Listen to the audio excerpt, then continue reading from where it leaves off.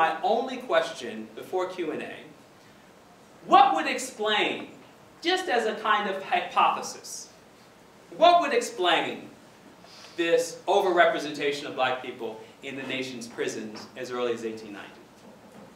Because if you were, you know, a good-hearted Quaker who had spent your entire life from the 1830s supporting the Underground Railroad, you might be disappointed in black people. You might feel like, you know, I spent my whole life supporting a cause of black freedom, and this is how you repay us. You start doing bad things, you end up in prison.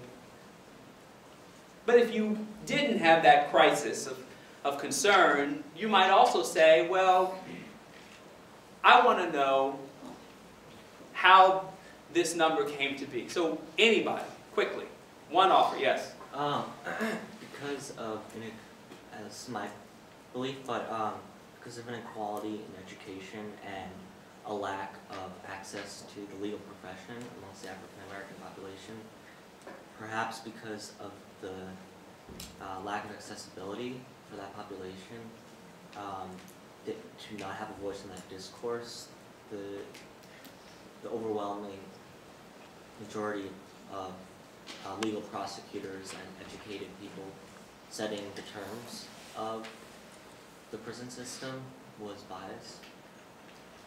Okay, that was actually several answers, which is fine. It's great. It's really smart student. One more person to add, say something. He gave a lot of answers, so I'm expecting you to add something we haven't heard already. Yes? Yes? I just say social constructs, the way that the laws are set up and the system itself.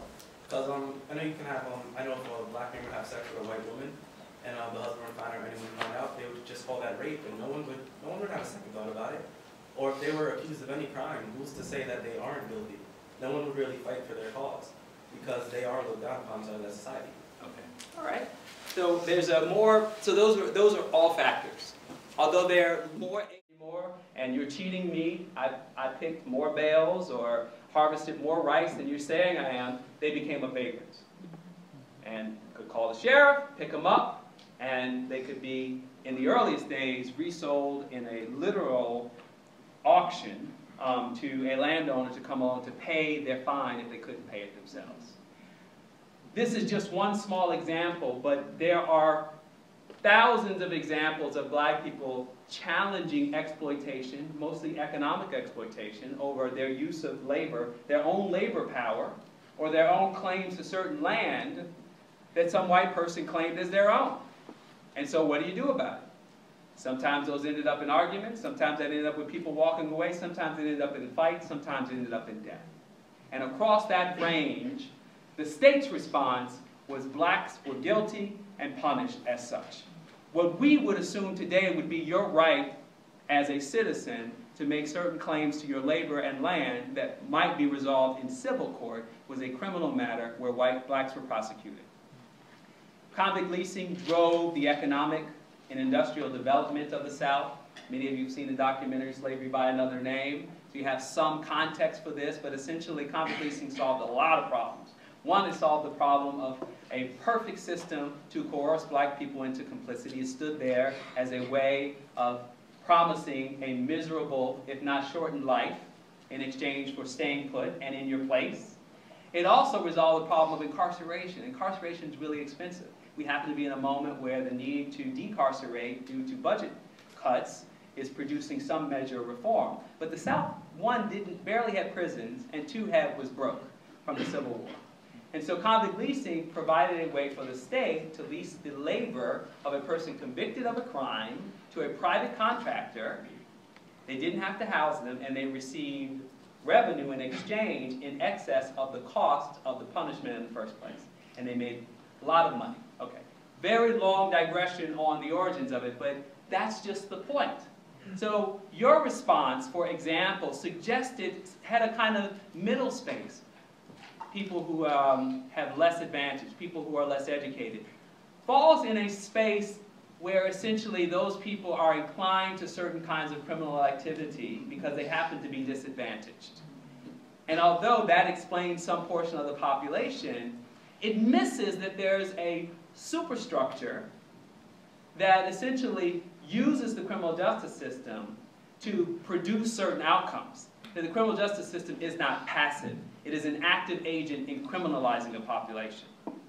Hence, the problem of surveillance under stop and frisk is that if you look in a population, if the classic example you've heard 1,000 times, and Tim Wise, the anti-racist writer, talks about all the time, but if we spent as much time policing college campuses as we police the poorest black and brown communities, we would produce higher rates of conviction, higher rates of criminality than we do in those very communities that we say, well, they're poor, of course they commit a certain amount of crime.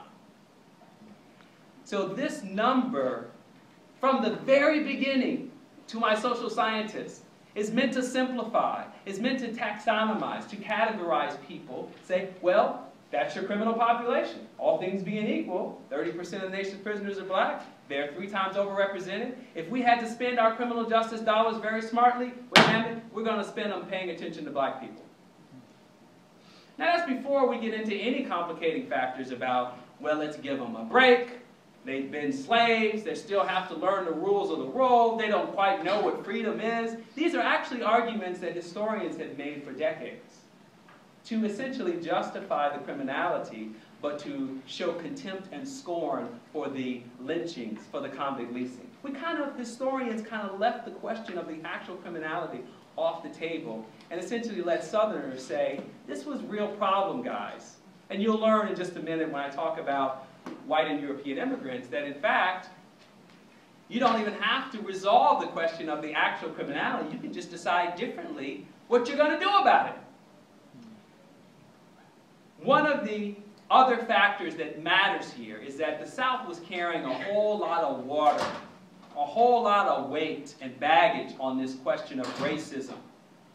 One of the things that's so striking about the debate about stop and frisk, the debate about the relationship between actual crime, victimization in black and brown communities, and a policy like stop and frisk, is that this is New York, right? This is a liberal place. We're not racist here. And so even the tortured conversation between Mayor Bloomberg, the commissioner, and the critics of stop and frisk around the question of racial profiling, it's like, it just is racial profiling when you say that Rand Corporation says it's okay to show disproportionate attention towards a population that has higher rates of criminality. Like, the cops are not looking at things other than the fact that they happen to be black, right? That makes it a lot easier. They're going into black, they know this. So, but the tortured reasoning behind it is, of course, because nobody wants to bear the weight of being a racist. And guess what? Neither did folks at the turn of the 20th century. We like to think in our minds that when there's this hyperbolic rhetoric about black people as inferior, as beasts, and one, it was a smaller cohort of people who were vocal in that way than you would imagine. And two, in their mind's eye, these were just facts, right? This was not racist discourse, it's just a fact. Even the Supreme Court in Plessy versus Ferguson, it says that black people have the political and civil rights not to be abridged, except that one race be inferior to another. The actual language of the Supreme Court decision. So it's a kind of point of fact. Like, black people are just inferior. It's just not. But this was a kind of post-Reconstruction, and dare I say in this moment, post-civil rights belief that this kind of statistical evidence was post-racial. That you could talk about black people's higher rates of prison commitments or arrest rates in Chicago and the North to nod towards the fact that this was not about a white supremacist Southern racist project. And one of the most vocal proponents of this way of seeing things is a guy named Frederick Hoffman, and I know that some of the students have read the book, so you know who he is. He frames the discussion in chapter 2. Frederick Hoffman is the one who puts in this set of ideas that it's actually because of the higher arrest rates in Philadelphia and Chicago in the 1890s that we have smoking gun evidence that black people are the problem and not the South. And that if there is a problem of racism, it only resides in the South, because that's only where the yahoos are. So it contributes to this idea, the myth of Southern exceptionalism and the colorblind of urban North. That what happens up here stays up here. No, I'm joking. That what happens up here is not the same as what happens down there.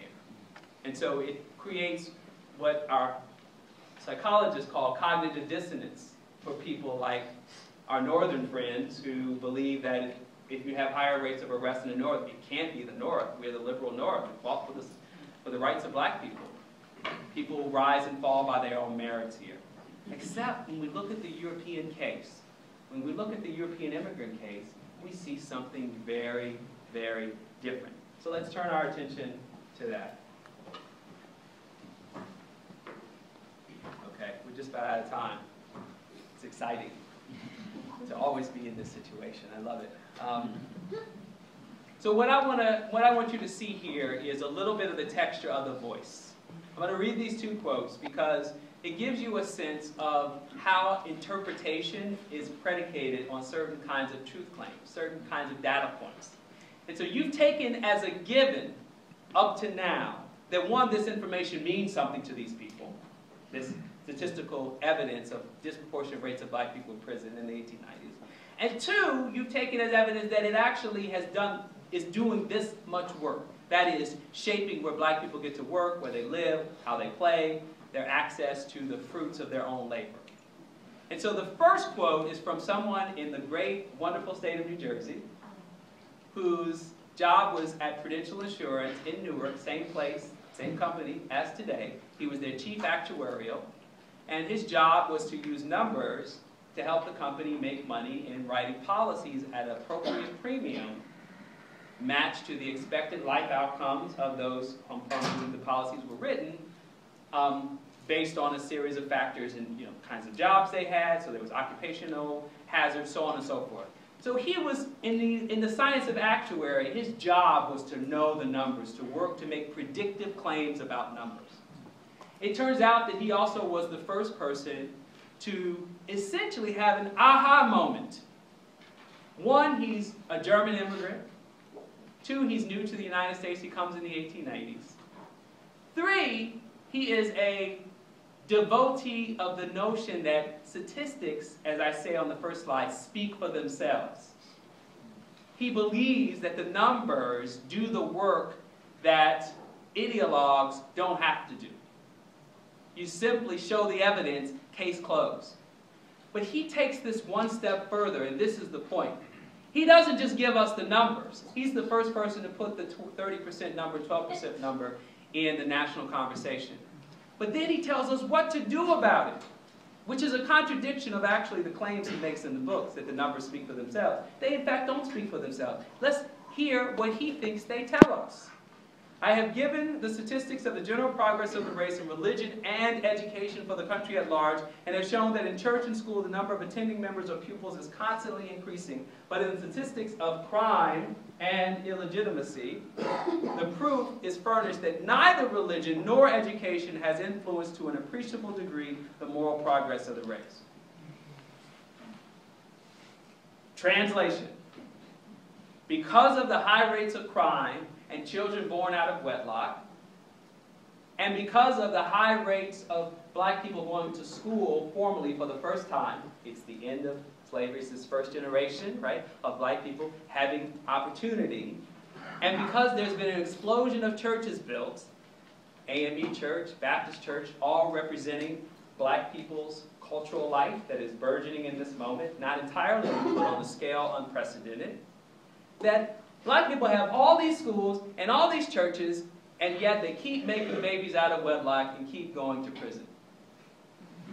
So what he's saying is that maybe supporting the liberal intervention of the state to support schools, as the Freedmen's Bureau did, or missionary organizations to support the establishment of churches, is a colossal waste of time. So think about that. Just pause. Just reflect on that one. This is the first generation of black people who had never been slaves, and the foremost social scientists of this generation looking at crime statistics is saying, guess what, guys? We should not support black people going to school, and we should not support building cultural institutions to support their communities because their crime rates are too high and they're having too many babies out of wedlock. So this very question of access to liberal access in society is already on the hook